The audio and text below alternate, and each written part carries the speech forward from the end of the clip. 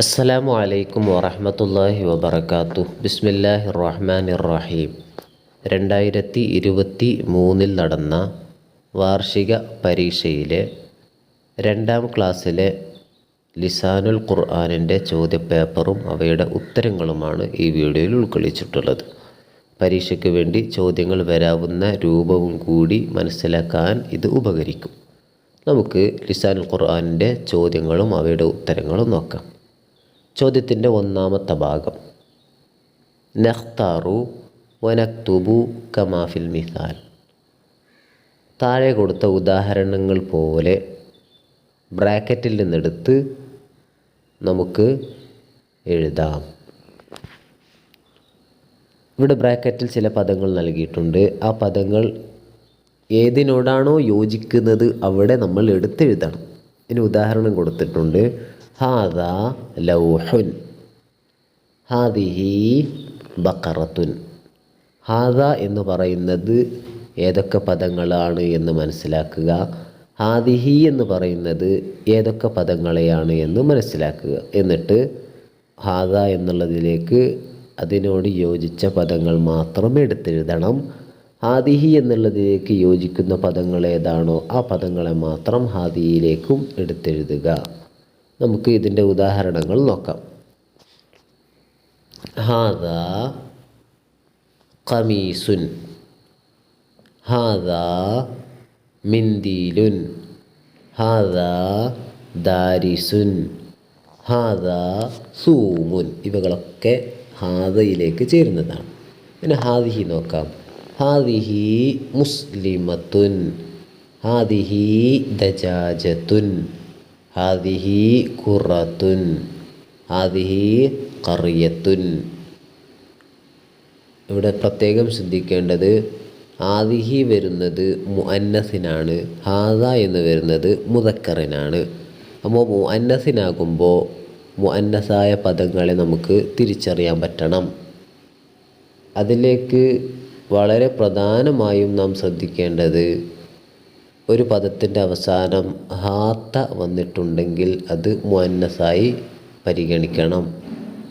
ഇവിടെയുള്ള ഹാദിഹിയിലേക്ക് വന്ന എല്ലാ പദത്തിൻ്റെയും അവസാനത്തിൽ ഒരു ഹാത്ത കാണാം.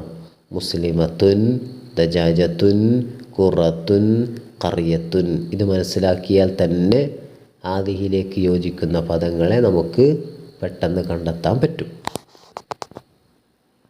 ഇനി നമുക്ക് ചോദ്യത്തിൻ്റെ 2ാമത്തെ ഭാഗം നോക്കാം. നുജീബ്, ഉത്തരം നൽകാം എന്നാണ്.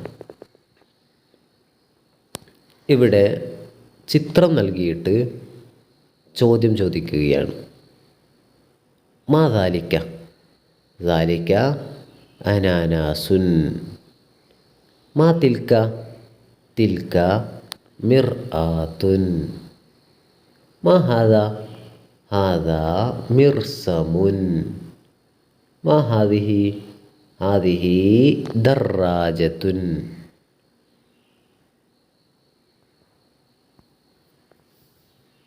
അടുത്തത് മാ തിൽക, തിൽക ത്വാവിലത്തുൻ. ഇവിടെ ചിത്രം നൽകിയിട്ട് ചോദ്യത്തിൻ്റെ ഭാഗം പൂർത്തിയാക്കാനും എന്നിട്ട് അതിൻ്റെ ഉത്തരം പൂർത്തിയാക്കാനുമാണ് നൽകിയിട്ടുള്ളത്.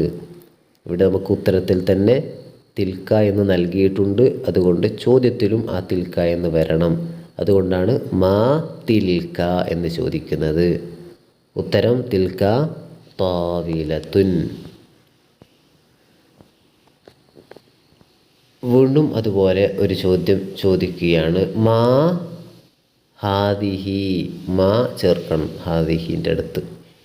ഇവിടെ നമുക്ക് കാണാം ഒരു കപ്പലാണ്. അപ്പോൾ ഇതിൻ്റെ ഉത്തരം ഹാദിഹി സഫീനത്തുൻ, ഹാദിഹി സഫീനത്തുൻ. ഇതൊരു കപ്പലാണ്. ചോദ്യത്തിൻ്റെ 4ാമത്തെ ഭാഗം, നസിലു മാ യുനാസിബു, യോജിച്ചവ ചേർത്തെഴുതാം എന്നതാണ്. ഇവിടെ നമുക്ക് നോക്കാം. ഇവിടെ കുറേ പദങ്ങൾ നൽകിയിട്ടുണ്ട്. ആ പദങ്ങളുടെ അർത്ഥം ഇടതുഭാഗത്ത് നൽകിയിട്ടുണ്ട്. അതിൽ നിന്ന് ശരിയായത് തിരഞ്ഞെടുത്ത് ഓരോ പദത്തിൻ്റെയും നേരെയുള്ള ഭാഗത്ത് എടുത്തെഴുതണം. നമുക്ക് നോക്കാം. ചോദ്യം 1, സഞ്ചബീലുൻ. ഇതിൻ്റെ അർത്ഥം ഇഞ്ച് എന്നാണ്. നമ്മളത് തിരഞ്ഞെടുത്ത് ഇവിടെ എഴുതണം, ഇഞ്ച്. ചോദ്യം 2, സഅഫറാനുൻ, കുങ്കുമം. സഅഫറാനുൻ, കുങ്കുമം. ചോദ്യം 3, ഫുർഷത്തുൻ, ബ്രഷ്. ഫുർഷത്തുൻ, ബ്രഷ്. ചോദ്യം 4, ഖാറൂറത്തുൻ, കുപ്പി. ഖാറൂറത്തുൻ, കുപ്പി. 5, മഷായത്തുൻ, വാക്കർ. മഷായത്തുൻ, വാക്കർ. ചോദ്യം 6, ഹവ്വാമത്തുൻ, ഹെലികോപ്റ്റർ. ഹവ്വാമത്തുൻ, ഹെലികോപ്റ്റർ. ചോദ്യം 7, ത്വയ്യാറത്തുൻ, വിമാനം.